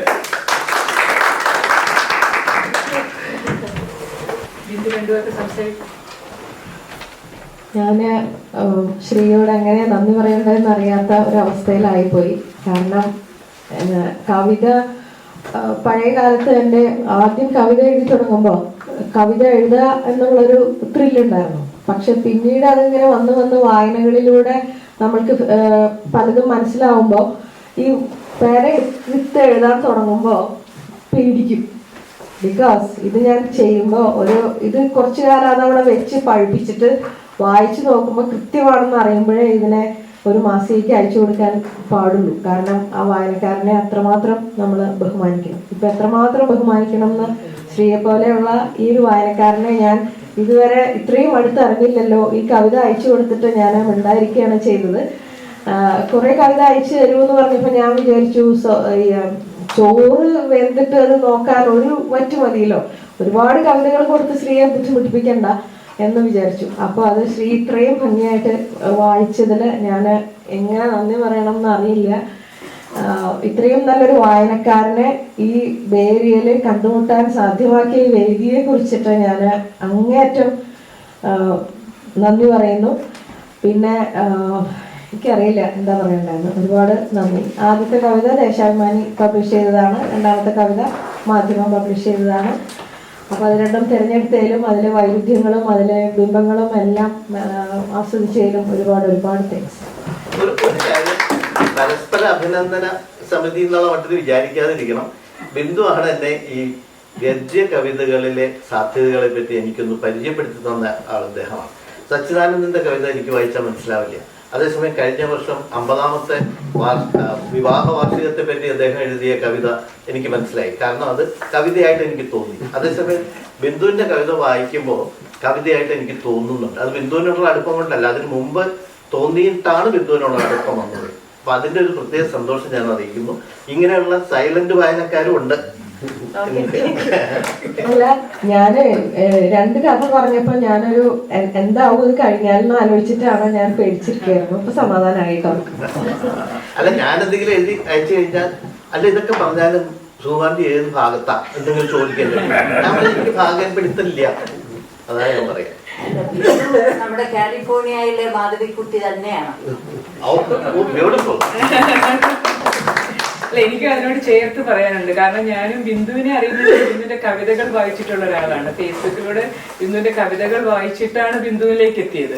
അപ്പൊ ഈ കവിത ഞാൻ വായിച്ചിട്ടുണ്ട്. എഴുതിയ സമയത്ത് പോസ്റ്റ് ചെയ്തപ്പോ ഫസ്റ്റ് കവിത ഈ പെണ്ണെഴുത്തിന്റെ മീമിട്ടുന്ന സംഭവം ഞാൻ കറക്റ്റായിട്ട് എന്റെ നാട്ടിലെ മീമിട്ടുന്ന എനിക്കത് കറക്റ്റായിട്ട് ഒരു മുറി നേടുന്ന പെണ്ണിനെ പേടിക്കുന്ന പുരുഷനെയും യതിയെയും ഓഷോയും തേടിപ്പോകുന്ന പെണ്ണിനെ പേടിക്കുന്ന പുരുഷനെ ഒക്കെ എനിക്ക് ഭയങ്കരമായിട്ട് റിലേറ്റ് ചെയ്യാൻ പറ്റി. പിന്നെ അക്കൂട്ടത്തിൽ ഞാൻ ഈയിടെ രാജശ്രീയുടെ ഒരു ഇന്റർവ്യൂ കണ്ടു, കല്യാണിയുടെയും ദാക്ഷായണിയുടെയും കഥ. അപ്പൊ അതിൽ അവര് ക്ലിയർ ആയിട്ട് ബിന്ദു പറഞ്ഞു ഈ കവിത എഴുതിയതിനോട് അനുസംബന്ധമായിട്ട് ബിന്ദുവിന് ചില സ്ട്രെസ്സുകൾ ബിന്ദു ഫേസ്ബുക്കിൽ എഴുതുമായിരുന്നു. കാരണം അത് ഇപ്പോഴും എനിക്ക് കുട്ടി വായിക്കാനുള്ള ഒരു കാര്യം ഈ രാജശ്രീ അത് സൂചിപ്പിക്കുകയുണ്ടായി. ഒരു പെണ്ണെഴുതുമ്പോൾ പെണ്ണിനെ കുറിച്ച് എഴുതുമ്പോൾ വായനക്കാരൊരു ചോദ്യമുണ്ട്, അത് നിന്റെ കഥയാണോ? ഇപ്പൊ സുകുമാർജി അവരെ കുറിച്ച് എഴുതി. സുകുമാർജിയോട് ആരും ചോദിച്ചില്ല ആ നൈജീരിയൻ ഡ്രൈവർ സുകുമാർജിയാണോ എന്ന്, സുകുമാർജിയുടെ കഥയാണോ എന്ന്. പക്ഷെ അതേ കഥ ബിന്ദു എഴുതിയിരുന്നെങ്കിൽ ബിന്ദു അതിലെ കാഞ്ചനയാണോ അതോ ഏമിയാണോ, അത് നിന്റെ കഥയല്ലേ, നീ ശ്വാസം മുണ്ടുവാണോ, നിന്റെ വീർപ്പുമുട്ടലുകൾ അല്ലേ നീ, ബിന്ദു അങ്ങനത്തെ ഒരു പോസ്റ്റ് എനിക്ക് ഓർമ്മയുണ്ട്. വളരെ സ്ട്രെസ്ഫുൾ ആയിട്ട്. അല്ല, ഇപ്പോഴും ബിന്ദുവിന് നേരിടേണ്ടി വരാറുണ്ട് ഒരു അങ്ങനെ. എനിക്ക് അതാണ് ഒരു ക്വസ്റ്റ്യൻ. ഇപ്പൊ മാധവിക്കുട്ടിയുടെ കഥ കേട്ടപ്പോ ഞാൻ കാരശ്ശേരി മാഷോട് ചോദിച്ചത് ശരിക്കും മാധവിക്കുട്ടിയുടെ കഥയാണോ, ശരിക്കും ഇവരിങ്ങനെയൊക്കെയാണോ? അപ്പൊ കാരശ്ശേരി മാഷ് എന്നോട് പറഞ്ഞു, രാജി അതിന്റെ ഹെഡിങ് വായിച്ചോ, എന്റെ കഥ, അത്രേ ഉള്ളൂ, കഥ. അപ്പൊ കഥയാണത്. അപ്പൊ എന്ന് പറഞ്ഞ പോലെ ബിന്ദുവിന് ഒരു പെണ്ണെടുത്ത് അത് ആണുങ്ങൾക്കും അങ്ങനത്തെ ഒരു പ്രശ്നമുണ്ട്. അത് ബിന്ദു ഇപ്പൊ കുറച്ചു മുമ്പ് പ്രൂവ് ചെയ്തു. കുമാർ വർമ്മ എന്നുള്ള ക്യാരക്ടറിനെ സുകുമാർജി നാച്ചുറലി എനിക്ക് അനുഭവം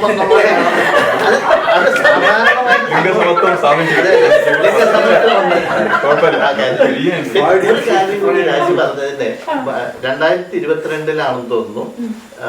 നമുക്കൊരു നമ്മുടെ രണ്ടുപേരുടെയും കഥ വന്നിട്ടുള്ള ഒരു പബ്ലിക്കേഷൻ ഉണ്ടല്ലോ, 16 അന്താരാഷ്ട്ര കഥകൾ എന്ന് പറഞ്ഞിട്ട്, അല്ല അന്താരാഷ്ട്ര കഥകൾ എന്ന് പറഞ്ഞിട്ട്. അപ്പൊ അത് പബ്ലിഷ് ചെയ്ത് തൃശ്ശൂരിലുള്ള ഒരു ബുക്ക് സ്റ്റോറാണ് അത് വന്നല്ലോ. അപ്പൊ ആ സമയത്ത് ഞാൻ അവിടെ പോയിരുന്നപ്പോ കേരള നിയമസഭയിൽ, അവിടെ നിയമസഭയുടെ താഴെ ഒരു വലിയ ഓഡിറ്റോറിയം ഉണ്ട്.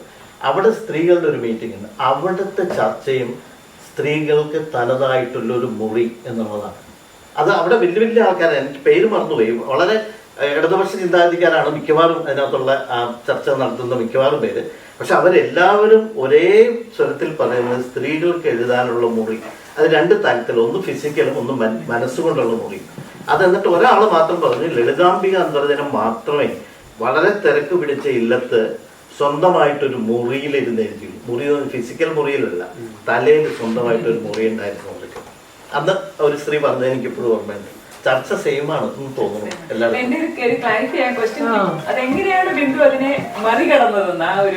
അത് പറയാം. അത് തുടക്കത്തിലായിരുന്നു, പിന്നീട് ഉണ്ടായിട്ടില്ല. 2 തരം കവിതകളിൽ എനിക്ക് പ്രശ്നം വന്നിട്ടുണ്ട്. ഒന്ന് എന്താ വെച്ചാല്, ഞാൻ കുറെ ഈ പ്രണയ കവിതകൾ എഴുതി. അവിടെ ഒത്തിരി കാമുകന്മാർ എനിക്ക് ജനിച്ചു. അവിടുന്ന് ഈ ഫേസ്ബുക്കിൽ മെസ്സഞ്ചറിലൂടെ വന്നിട്ട് ഞാൻ എൻജോയ് ചെയ്തിരുന്നു കേട്ടോ, ഇല്ല പറയാൻ പറ്റില്ല, ഞാൻ പറയണേ. അങ്ങനെ ഒരാള്, അത് അമേരിക്കയിൽ തന്നെ ആയപ്പോ എനിക്ക് ഭയങ്കര പേടിയായി. എന്നോട് വന്നിട്ട് ചോദിച്ചു, നീ എന്തിനാണ് ഇത് മുഴുവൻ എഴുതിക്കൂട്ടുന്നത്, എനിക്ക് എന്നെ പ്രേമിച്ചുകൂടെ എന്ന് ചോദിച്ചു. അതുകൊണ്ട് ഞാൻ പേടിച്ചു. അങ്ങനെ ഒരു പേടി എനിക്ക് വന്നിട്ടുണ്ട്.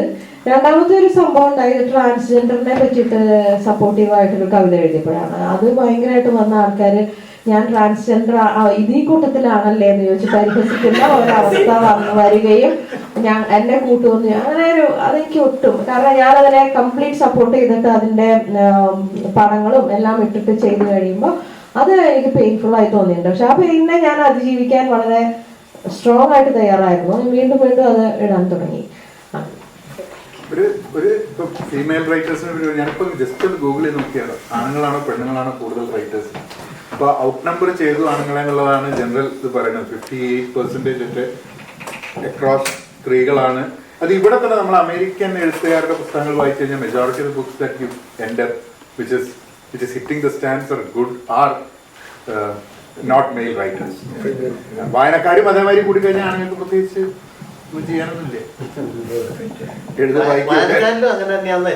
അതുണ്ട്. നാട്ടിലിപ്പോ നോക്കി കഴിഞ്ഞാൽ നമ്മൾ കുറെ മുന്നോട്ട് വരുന്ന പുസ്തകങ്ങൾ കുറെ കാണുന്നത് വാങ്ങിച്ചാൽ മതി, വായിക്കണ്ട.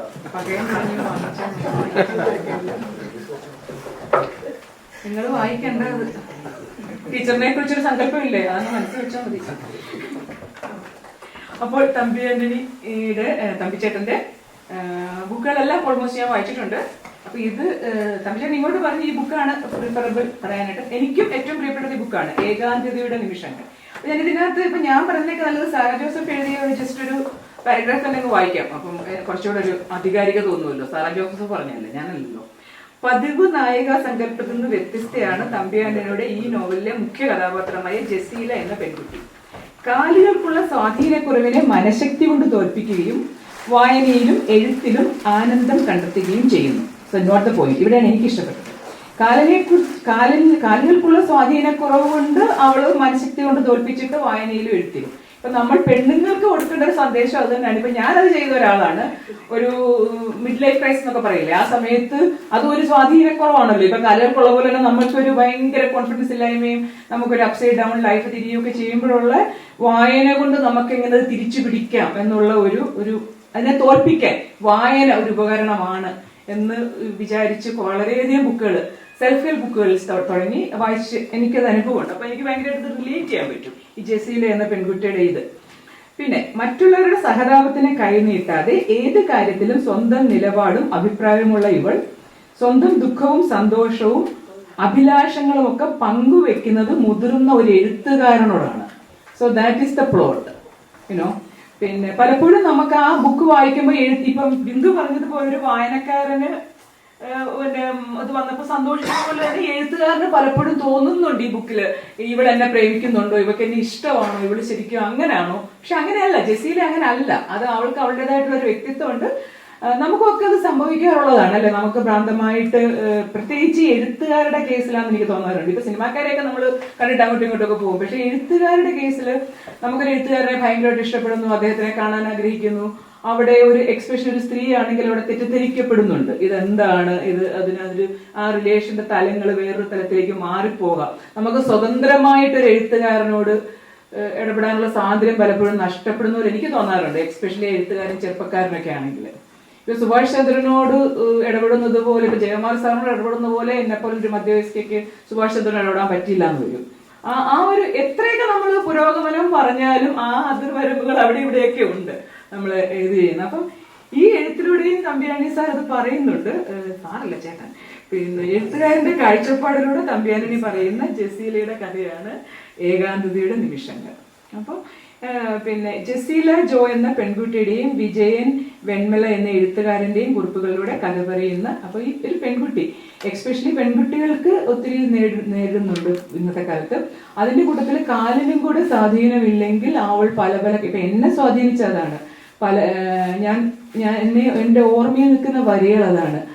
ആ കുട്ടി ഡ്രൈവിംഗ് പഠിക്കാൻ പോകുമ്പോൾ അവിടുത്തെ അയാളെങ്ങനെ ഓരോ സ്ഥലങ്ങളിലും അവൾ നേരിടേണ്ടി വരുന്ന ഇത്, പ്രത്യേകിച്ച് കാലിനും കൂടെ സൗകര്യം ഇല്ലെങ്കിൽ സഹായക്കാർ കൂടുമ്പോൾ അവളെ എങ്ങനെ മിസ്യൂസ് ചെയ്യുന്നു, അവളതൊക്കെ എങ്ങനെ തരണം ചെയ്യുന്നു. പിന്നെ അതേ സിറ്റുവേഷൻ തന്നെ തിരിച്ചത് പിന്നെ ചില ആലപ്പുഴയിൽ ഒരു ലേഡീസ് ഹോസ്റ്റലിൽ കുറച്ച് നാൾ താമസിക്കുന്നുണ്ട്. അപ്പോൾ അവിടെ വെച്ചിട്ട് കഴിഞ്ഞു കൂട്ടുകാര്, ലേഡീസ് കൂട്ടുകാര്. അപ്പൊ ഓക്കെ, ഹാപ്പി അല്ലേ 3 പേര്. അപ്പൊ അതിലൊരു പെൺകുട്ടിക്ക് ട്രാൻസ്ജെൻഡർ ആണ്. ആ കുട്ടി ട്രാൻസ്ജെൻഡർ അല്ല, എനിക്കൊന്ന് 2 ബൈസെക്ഷൽ ആണ്. അപ്പൊ ആ കുട്ടിക്ക് തോന്നുന്ന, അപ്പൊ അവിടെയും അവൾക്ക് രക്ഷയില്ല. അവൾ ആത്മാർത്ഥമായിട്ട് ഒരു പെൺകുട്ടി കൂട്ടുകാരി ഉണ്ടായിട്ട് അവളും അവിടെയും ചൂഷണം ചെയ്യപ്പെടുന്നുണ്ട്. അവള് നിസ്സഹായമായിട്ട് നിൽക്കുന്നുണ്ട്. പിന്നെ പക്ഷിയുടെ ഇത് പറയുന്നുണ്ട് അല്ലെ, ഒരു പക്ഷിയെ റിലേറ്റ് ചെയ്യുന്നുണ്ട്. അതൊക്കെ കിളിക്കൂട് റിലേറ്റ് ചെയ്യുന്നത്. ആ കിളിക്കൂട്ടിൽ അടച്ചിട്ട ഒരു പക്ഷിയെ, അതിന്റെ ഒരു കണക്ഷൻസും ഒക്കെ. അപ്പൊ തമ്പിച്ചന്റെ കഥകളിലൊക്കെ എനിക്ക് ഇഷ്ടമാണ് പട്ടിയുടെ കഥകളും എന്തെങ്കിലുമൊക്കെ ആനിമൽസ് അവിടെ കണക്ട് ചെയ്ത് വന്നിട്ട് അതുമായിട്ടുള്ള റിലേഷനും. തമ്പിച്ചന്റെ ബുക്കുകൾ വായിക്കുമ്പം എനിക്ക് എന്താണ് പറയേണ്ടത്, ഈ MDയുടെ ബുക്കുകളൊക്കെ വായിക്കുന്ന പോലെ ഈ അടുക്കി വെച്ചിരിക്കുന്ന ഭയങ്കരമായിട്ടുള്ള ഈ സാഹിത്യ സംഭവങ്ങളൊന്നും ഇന്നലെ നാരായണൻ പറഞ്ഞതുപോലെ നമ്മുടെ പിന്നെ അഖിൽ പി ധർമ്മജന്റെ ഇപ്പോഴത്തെ care of Anandi, Ram care of Anandi, ആലപ്പുഴക്കാരനാണ് കേട്ടോ പുള്ളി. അപ്പൊ അദ്ദേഹത്തിന്റെ ബുക്കും ഭയങ്കരമായിട്ട് എന്താ പറയേണ്ടത്, നമ്മളെ പോലുള്ള വായിക്കാൻ ഇഷ്ടപ്പെടുന്ന സാധാരണക്കാർക്ക് കടിച്ചപ്പൊട്ടാത്ത ഭാഷയൊന്നുമില്ലാതെ ഒന്ന് ചിരിച്ചും ഒന്ന് ഉറിച്ചിരിച്ചും ഒന്ന് കൊള്ളാമല്ലോ, പിന്നെ ഇടയ്ക്കിടയ്ക്ക് ഹൃദയത്തിൽ കയറി പിടിക്കും, ഇടയ്ക്ക് നൊസ്റ്റാൾജിയയിലേക്ക് പോകും. അങ്ങനെയുള്ള ബുക്കുകളാണ് തമ്പിച്ചന്റെ എല്ലാ ബുക്കുകളും. അപ്പൊ ഈ ബുക്ക് പ്രത്യേകിച്ചും ഒരു പെണ്ണെന്ന നിലയിൽ ശരിക്കും എനിക്ക് ഒത്തിരി റിലേറ്റ് ചെയ്യാൻ പറ്റുന്ന ഒരു ബുക്കാണ്. Thank you.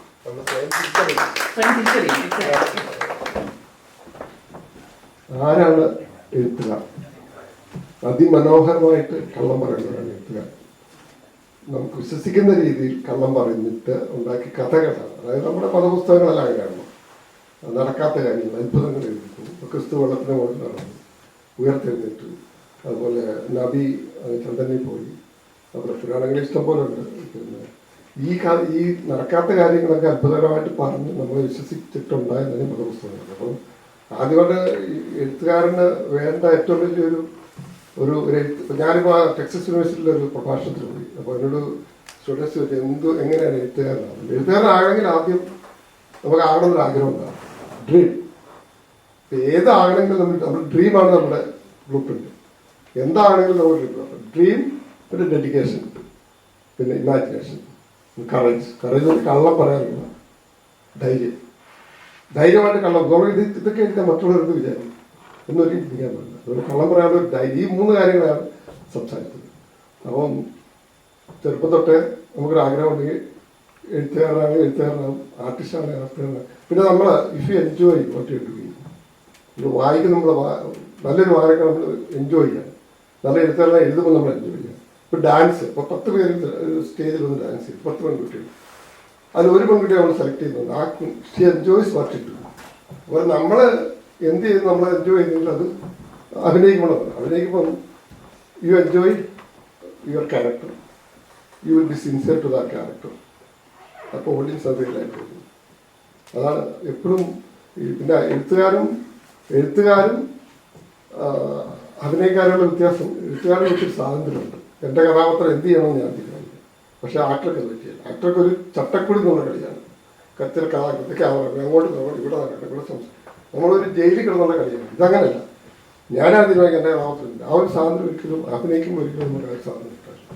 ഞാൻ അതിനെപ്പറ്റി പറഞ്ഞ ചെറിയൊരു ഇത് വായിക്കാം. ഈ ജസീല ജോ എന്ന് പറഞ്ഞ ഒരു എഴുത്തുകാരനുമായിട്ട് ശരിക്കും റിയലായിട്ടും ഒരു ഹാൻഡിക്യാപ്ഡ് പെൺകുട്ടി എന്നോട് പിന്നെ ഫേസ്ബുക്കിൽ ബന്ധപ്പെട്ട് സംസാരിച്ചതാണ്. ഞങ്ങൾ തമ്മിലുള്ള സംഭാഷണമാണ് ഈ കഥ വന്നിരിക്കുന്നത്. പക്ഷേ ഇത് പബ്ലിഷ് ചെയ്യാൻ നേരത്തെ ഒത്തിരി പ്രശ്നമുണ്ടായി. അവൾ പ്രശ്നമുണ്ടാക്കി. അങ്ങനെ ഇത് ആദ്യം അടിച്ച 2000 കോപ്പി കത്തിച്ചടിക്കുന്നു. അതുപോലെ പ്രശ്നങ്ങളുണ്ടായി. അത് ഞാൻ അതിൽ പബ്ലിസിറ്റി കൊടുക്കാതെ കാര്യം. അതുകൊണ്ട് ഞാൻ പിന്നെ കംപ്ലീറ്റ് റീറൈറ്റ് ചെയ്തു. റീറൈറ്റ് ചെയ്തപ്പോൾ പുസ്തകം നന്നായി, പക്ഷേ ഒറിജിനാലിറ്റി എന്തെങ്കിലും വ്യത്യാസം വന്നു. അതൊക്കെ ഫിക്ഷൻ എന്ന് പറഞ്ഞാലും ബേസ്ഡ് ഓൺ റിയൽ ഇൻസിഡൻസ് ആണ് കഥകളല്ല. ബേസ്ഡ് ഓൺ റിയൽ നമ്മുടെ ഇമാജിനേഷൻ ഫിക്ഷൻ ആണ്. പിന്നെ ഈ പറഞ്ഞ ദൈവങ്ങളെ പറ്റി ഞാൻ പറഞ്ഞൊരു വായിക്കാം. ഒരു ദൈവവും കള്ളം പറഞ്ഞതായി നമ്മൾ പഠിച്ചിട്ടില്ല. പക്ഷെ മനുഷ്യരങ്ങനെയല്ല. ഒരുപാട് കള്ളങ്ങൾ പറയും. ജനിച്ചു വീഴുമ്പോൾ മുതൽ ദൈവമുണ്ടെന്നും പരലോകമുണ്ടെന്നും സ്വർഗമുണ്ടെന്നും ഉള്ള കള്ളക്കഥകൾ പറഞ്ഞ അച്ഛനന്മാർ നമ്മൾ വിശ്വസിക്കുന്നു. അവരുടെ മുത്തച്ഛന്മാർ തൊട്ട് പറഞ്ഞു തുടങ്ങിയ ഈ കള്ളക്കഥകളുടെ പരമ്പര അവർ നമ്മളോട് പറയുന്നു. അത് നമ്മുടെ മക്കളെയും അവരുടെ മക്കളെയും പറഞ്ഞ് വിശ്വസിക്കുന്നു. ദൈവങ്ങളെയും മതങ്ങളെയും ഉണ്ടാക്കി തമ്മിലടുപ്പിച്ച് കൊല്ലുകയും ചാവുകയും ചെയ്യുന്ന കെട്ടുകഥകളുടെ പേരിൽ സ്വന്തം വർഗത്തെ കൊല്ലുന്ന ഒരേ ഒരു ജീവി മനുഷ്യനാണ്. മനുഷ്യർ മാത്രം സ്വന്തം എത്ര യുദ്ധങ്ങളാണ്. യുക്രൈൻ വാറിൽ തന്നെ 10 ലക്ഷം അല്ല 1 മില്യൺ പിള്ളേരാണ് മരിച്ചത്. 18 and 25. ആർക്ക് വേണ്ടിയാണ് മരിച്ചത്? ആരാണ് ജയിക്കുന്ന യുദ്ധത്തിൽ? ഇതെല്ലാം കഴിഞ്ഞ് ഇവർ തമ്മിൽ ക്ഷയിക്കാൻ ചെയ്യും. പക്ഷെ ഈ കുട്ടികളുടെ വീടുകൾ അവരുടെ ലൈഫ് തീർന്നു. ഇതിനെപ്പറ്റി ആരും ചിന്തിക്കുന്നുണ്ട്. യുദ്ധം ഉണ്ടായിരിക്കാനാണ്. ഞാൻ എൻ്റെ പുസ്തകത്തിൽ എൻ്റെ നിലപാടാണ്. എഴുത്തുകാർ കള്ളങ്ങൾ കൊണ്ട് കഥകളുണ്ടാക്കും. അവ കോർത്ത് നീണ്ട കഥകളും നോവലുകൾ എഴുതിക്കൂട്ടും. വായനക്കാർ അത് സത്യമാണെന്ന് വിശ്വസിക്കും. ദൈവവിശ്വാസികൾ അന്ധമായി വിശ്വസിക്കുന്ന വേദപുസ്തകങ്ങൾ വരെ അത്ര സൃഷ്ടികളാണ്. കഥാപാത്രങ്ങൾക്ക് അമാനുഷിക ഭാവം കൊടുത്ത് അവരെ ദൈവങ്ങളാക്കിയത് എഴുത്തുകാരാണ്. പല ദൈവങ്ങളുടെയും മതങ്ങളുടെയും പേരിൽ യുദ്ധങ്ങളും രക്തച്ചൊരിച്ചിലും ഉണ്ടായിരുന്നു. അന്ധവിശ്വാസങ്ങളെ തിരുത്താനുള്ള ഉത്തരവാദിത്വം എഴുത്തുകാർക്കുണ്ട്. അവർ അത് നിർവഹിക്കുന്നില്ല. അതിനുള്ള ശ്രമം നടത്തിയ എഴുത്തുകാരെല്ലാം നാട് കടത്തിയോ ഇല്ലാതാക്കുകയോ ചെയ്തു. ഗലീലിയ ഭൂമി ഉണ്ടാകുന്ന പറഞ്ഞാൽ ജയിലിട്ട അന്നത്തെ മതം ദൈവം എന്താണെന്നറിയാതെ കണ്ണുടച്ച് വെച്ചിരുന്ന കുറേ മനുഷ്യർ ഒന്നിച്ചുകൂടി ഉണ്ടാക്കിയെടുത്ത പ്രസ്ഥാനങ്ങൾ മാത്രമാണ് മതങ്ങളും മതസംഘടനകളും. ഇത്തരം വിശ്വാസമാണ് അന്ധവിശ്വാസം. അതൊരു വൻ ചുഴിയാണ്. ആത്മവിശ്വാസം ഇല്ലാത്തവർ അവരറിയാതെ തന്നെ ആ ചതിച്ചുഴിയിൽ അകപ്പെട്ടു പോകും. എല്ലാവരിലും ദൈവമുണ്ട്. നമ്മുടെ മനസ്സാണ് നമ്മെ നിരീക്ഷിക്കുന്നത്. മനസ്സറിയാതെ ഒന്നും ചെയ്യാൻ സാധിക്കില്ല. അഹം ബ്രഹ്മാസ്മി എന്നാണ് സത്യം ഉള്ളിലുള്ളത്. ദൈവത്തിൽ നാം വിശ്വസിക്കുക. ആ വിശ്വാസമാണ് ആത്മവിശ്വാസം. ഉള്ളിലുള്ള ദൈവത്തിൽ അത് അഹം ബ്രഹ്മാസ്മി വിശ്വസിക്കുക. അതാണ് ആത്മവിശ്വാസം. ഭൂരിപക്ഷം മതങ്ങളെയും ദൈവസങ്കല്പങ്ങൾ പുരുഷ കേന്ദ്രീകൃതമാണ്. പ്രപഞ്ചം മുഴുവൻ ഒരുവൻ അല്ലാതെ ഒരുവൻ എന്ന് മതപഠിക്കുന്നവർ ശ്രമിക്കാറില്ല. എല്ലായിടത്തും നിന്നുപോലെ അവിടെയും പുരുഷമേധാവിത്വമാണ്. എന്തായാലും അത് ഒരുവനാണ്. അതായത് ഒരു മനുഷ്യൻ. തുടക്കമില്ലാത്തതാണ് പ്രപഞ്ചം എന്നതാണ് പരമായ സത്യം. പൊട്ടിത്തെറിച്ചുണ്ടായതാണ് പറയുന്നത് ഒരു ശാസ്ത്രം. അത് ശാസ്ത്രം. പ്രപഞ്ചം അനാദ്യന്തമാണ്. തുടക്കമില്ലാത്തതിന് സിട്ടാവിനെ ആവശ്യമുണ്ടോ? അപ്പോൾ പിന്നെ എന്തിനാണ് നമ്മളായിട്ട് വളരെ കഷ്ടപ്പെട്ട് ഏതെങ്കിലും മതത്തിൻ്റെ പേരിൽ ഒരു സിട്ടാവിനെ ഉണ്ടാക്കി ദൈവം എന്ന് വിളിക്കുന്നത്? ഇതൊക്കെ ഓർക്കാൻ കാരണം ഇപ്പോഴും ജസീലയുടെ കുറിപ്പുകൾ തന്നെയാണ്. ജസീല ഭയങ്കര പുരോഗമനമായ ഒരു സ്ത്രീയാണ്. എന്നാലും എൻ്റെ ഉള്ളിൽ ഒരു നമ്മളെല്ലാം ചെറുപ്പം തൊട്ടേ പഠിക്കുന്ന മതങ്ങളിൽ നമുക്ക് കിട്ടുന്ന ഒരു എന്നാ പറയുന്ന ഡീഫോൾട്ട് സെറ്റ് കിട്ടും. അതാണ് കുഴപ്പം. എത്ര മാറിയാലും മാറാത്തൊരു ഉള്ളിൻ്റെ ഉള്ളിൽ കിടക്കുന്ന ഒരു സംഭവം. അതിനോട് തളച്ചു. അതുകൊണ്ടാണ് ഈ പുസ്തകം പബ്ലിഷ് ചെയ്യാൻ പ്രശ്നം ഉണ്ടാക്കി. ഒരു ഭയങ്കര പുരോഗമനകാരിയാണ്. സ്വന്തമായിട്ട് ഡ്രൈവ് ചെയ്യും. പിന്നെ ഗവൺമെൻറ് ജോലിയുണ്ട്. വളരെ പുരോഗമനകാരിയാണ്. പക്ഷേ ഈ പുസ്തകം പറയുന്ന പ്രശ്നം ഉണ്ടാക്കി. അങ്ങനെ എനിക്ക് ഒത്തിരി പ്രശ്നമുണ്ട്. അതിൻ്റെ ഈ പുസ്തകം ഞാൻ പബ്ലിഷ് നീണ്ട കഥകളും നോവലുകൾ എഴുതിക്കൂട്ടും. വായനക്കാർ അത് സത്യമാണെന്ന് വിശ്വസിക്കും. ദൈവവിശ്വാസികൾ അന്ധമായി വിശ്വസിക്കുന്ന വേദപുസ്തകങ്ങൾ വരെ അത്ര സൃഷ്ടികളാണ്. കഥാപാത്രങ്ങൾക്ക് അമാനുഷിക ഭാവം കൊടുത്ത് അവരെ ദൈവങ്ങളാക്കിയത് എഴുത്തുകാരാണ്. പല ദൈവങ്ങളുടെയും മതങ്ങളുടെയും പേരിൽ യുദ്ധങ്ങളും രക്തച്ചൊരിച്ചിലും ഉണ്ടായിരുന്നു. അന്ധവിശ്വാസങ്ങളെ തിരുത്താനുള്ള ഉത്തരവാദിത്വം എഴുത്തുകാർക്കുണ്ട്. അവർ അത് നിർവഹിക്കുന്നില്ല. അതിനുള്ള ശ്രമം നടത്തിയ എഴുത്തുകാരെല്ലാം നാളെ പബ്ലിസിറ്റി കൊടുത്തില്ല. ഇപ്പം രണ്ടാമത് ഇപ്പോൾ വരണ്ടായിരുന്നു. മാതൃകാർ പറഞ്ഞതൊന്നും മൈൻഡ് ചെയ്യേണ്ട കാര്യമില്ല. നമുക്ക് പബ്ലിഷ് ചെയ്യാമെന്ന് പറഞ്ഞു. അപ്പം അത് എനിക്ക് മനസ്സിലെടുത്തൊരു പ്രശ്നം ഉണ്ടാക്കി. ഉറക്കം വരാതായി പ്രശ്നമായി. വീട്ടിൽ പ്രേമയൊക്കെ വിളിച്ച് വിഷയപ്പെടുത്തി. തമ്പിയാനിയെ ഞാൻ കേരളത്തിൽ കയറ്റിയായിരുന്നു. അങ്ങനെ കേസ് കൊടുക്കുന്നു. അങ്ങനെ നമുക്കതിൻ്റെ ആവശ്യമില്ല. മാറ്റി എഴുതി അങ്ങനെ അത് റിയലായിട്ടാണ് സംഭവം. അങ്ങനെ വന്നപ്പോൾ പിന്നെ രണ്ടാമത്തെ കാര്യം ഇവിടെ സ്വയം തിരിച്ചറിയിച്ചിട്ടുണ്ട്. ഇവിടെ ലെസ്ബിയനാണ് തിരിച്ചറിയുന്ന പ്രശ്നം. ചെറിയ പുസ്തകങ്ങളിൽ ഒരുപാട് കാര്യങ്ങളുണ്ട്. അവിടെ എഴുതിയ കുറിപ്പുകളിൽ നിന്നൊക്കെ എടുത്ത് it's actually fiction but based on real ഫിക്ഷനാണ്. അങ്ങനെയാണ്. ഒരു പെൺകുട്ടി കഥയാണ് ഞാൻ വായിക്കാൻ പോകുന്നത്. പിന്നെ താങ്ക് യു വെരി മച്ച്. ഞാൻ 11 വർഷമാണ് എഴുതാൻ തുടങ്ങിയിട്ട്. ഈ 11 വർഷങ്ങളാണ് ഇത്ര എഴുതിയത്. അതിനുമുമ്പ് ഇതിനെപ്പറ്റി അറിയില്ല. പരസ്പര അഭിനന്ദന സമിതിയുടെ അപ്രീസിയേഷൻ സൊസൈറ്റിയുടെ ഒരു മെമ്പർ എന്നുള്ള നിലയ്ക്ക് മാത്രമല്ല സാറിന്റെ പല കൃതികളും സാറിന്റെ പല കവിതകളും വായിക്കാനുള്ള അവസരം എനിക്കുണ്ടായിട്ടുണ്ട്. ഓരോ കവിതയിലും ഞാൻ കാണുന്നത് പഴയ മട്ടിലുള്ള കവിതകളാണ്. പക്ഷെ പഴയ മട്ടിലുള്ള കവിതകളാണെങ്കിലും ആശയങ്ങളെല്ലാം പുതിയതാണ്. ഇദ്ദേഹത്തിന്റെ കവിതയിൽ ആർട്ടിഫിഷ്യൽ ഇന്റലിജൻസിനെ പറ്റിയുള്ള കവിത കൂടി ഉണ്ടായിരുന്നു. ഞാൻ അൺഫോർച്ചുനേറ്റ്ലി അതിന്റെ വരികൾ മറന്നുപോയി. അത് ഞാൻ ചോദിക്കായിരുന്നു, ആ പുസ്തകം ഇവിടെ ഉണ്ടെങ്കിൽ എനിക്കൊന്ന് റിസൈറ്റ് ചെയ്യണമെന്നുണ്ടായിരുന്നു. പിന്നെ അതിനു മുമ്പ്, കുറെ കാലം മുമ്പ്, നമ്മുടെ നക്ഷത്രത്തിൽ നിന്ന് പൊട്ടിത്തെറിച്ച് വീണ ധൂളി ആയിട്ടുള്ള ഒന്നാണ് ഭൂമി പോലും എന്നുള്ളത്. നക്ഷത്രധൂളിയാ